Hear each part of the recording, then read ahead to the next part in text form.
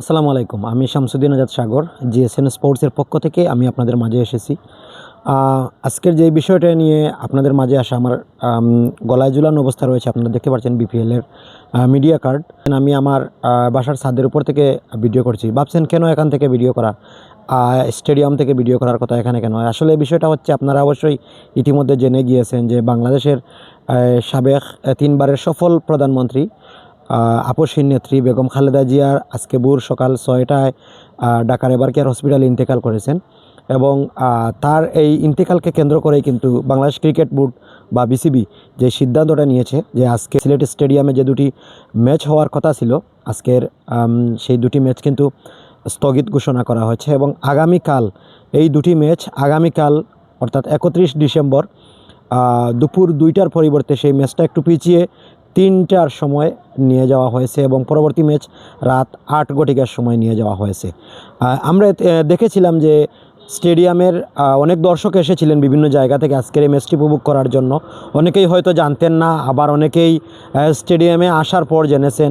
এই নিয়ে স্টেডিয়ামের বাইরে আন্দোলন, হট্টগোল, বিভিন্ন ধরনের মতবিরোধ হয়েছিল যে আজকের ম্যাচ দিতে হবে। অনেক দর্শক বলেছিলেন।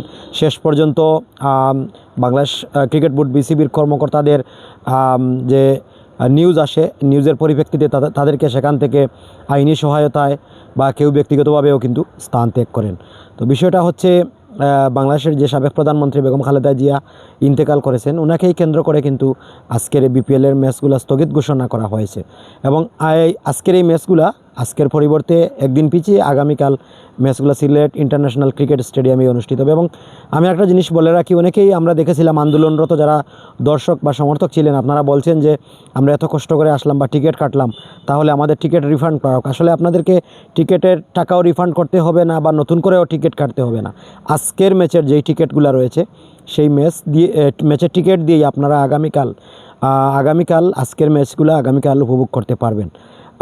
আজকের এই বেগম খালেদা জিয়ার মৃত্যুতে বাংলাদেশের পাশাপাশি সমস্ত পুরো বিশ্বের প্রত্যেকটা দেশের বিভিন্ন দেশের প্রধানমন্ত্রী বা রাজনৈতিক ব্যক্তিবর্গ গভীর শোক প্রকাশ করেন। বিশেষ করে ভারতের প্রধানমন্ত্রী নরেন্দ্র মোদীও শোক প্রকাশ করেছেন। বিভিন্ন দেশের প্রধানমন্ত্রী তারা শোক প্রকাশ করেছেন এবং তার রুহের মাগফিরাত কামনা করছেন। আরেকটা জিনিস বলে রাখি, বাংলাদেশের ক্রিকেটের সাথে সম্পৃক্ত যত বর্তমানে এবং সাবেক ক্রিকেটাররা রয়েছেন, বিশেষ করে মাশরাফি বিন মর্তুজা, সাকিব আল হাসান থেকে শুরু করে তামিম ইকবাল সহ বর্তমান যারা রয়েছেন নুরুল হাসান সোহান, মাহমুদুল্লাহ রিয়াদ, মুশফিকুর রহিম সহ প্রত্যেক লেভেলের ক্রিকেটারই, বিশেষ করে বাংলাদেশের পাশাপাশি অন্যান্য দেশের ক্রিকেটাররাও কিন্তু শোক প্রকাশ করেছেন। আমরা চাই যেন বেগম খালেদা জিয়া দীর্ঘ পথ পাড়ি দিয়েছেন, প্রায় 80 বছর আমাদের মাঝে ছিলেন। 1945 সাল থেকে 2025 সালের ডিসেম্বরের 30 তারিখ পর্যন্ত তিনি আমাদের সাথে ছিলেন। দীর্ঘ প্রায় 80 বৎসর তিনি বেঁচেছেন। আমরা ইতিমধ্যে তিনি আমাদের কাছ থেকে গত হয়েছেন। আমরা ওনার রুহের মাগফিরাত কামনা করছি। এবং যারা হতাশ হয়েছেন বিপিএলকে কেন্দ্র করে যে আজকের ম্যাচগুলো আমরা দেখতে পারবো কিনা, আপনারা প্লিজ আগামীকাল আপনাদের সেই টিকিট নিয়েই মাঠে আসবেন। আজকের ম্যাচগুলো আগামীকাল অনুষ্ঠিত হবে। তবে ম্যাচের টাইম কিছুটা পিছিয়েছে, 2টার পরিবর্তে 3টে এবং সন্ধ্যা 7টার পরিবর্তে রাত্রে 8টায় ম্যাচের টাইম নির্ধারণ করা হয়েছে। আপনারা আসবেন আগামীকাল সিলেট ইন্টারন্যাশনাল ক্রিকেট স্টেডিয়ামে, বিপিএলের আসরগুলো উপভোগ করবেন এবং আপসহীন নেত্রী দেশনেত্রী বেগম খালেদা জিয়ার জন্য আপনারা দোয়া করবেন। আল্লাহ তাআলা যেন উনাকে মাগফিরাত কামনা করেন, সেই প্রত্যাশা রেখে আজকের মতো বিদায় নিচ্ছি। দেখা হচ্ছে আগামীকাল স্টেডিয়ামে। সবাই ভালো থাকবেন, সুস্থ থাকবেন। আল্লাহ হাফিজ।